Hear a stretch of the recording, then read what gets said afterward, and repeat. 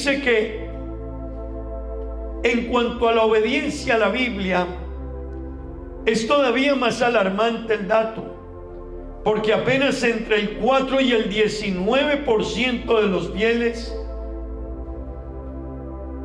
lleva la Biblia a la práctica,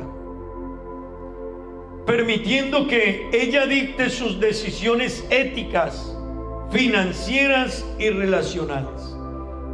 Así que, hermano que está aquí, esto es para que usted y yo podamos reflexionar frente a la pregunta: ¿qué es la Biblia? Para nosotros todos tenemos un elevado concepto de ella. Cuando le preguntemos a estudiosos, van a hablar de manera muy especial de la Biblia. Cuando nos vayamos a la Biblia misma, ella nos va a decir que ella es la palabra de Dios, que es inspirada por Dios, que todo lo material se secará, se acabará, pero que la palabra de Dios permanece para siempre. Apocalipsis dice: pasará el cielo y la tierra, pero la palabra de Dios no pasará.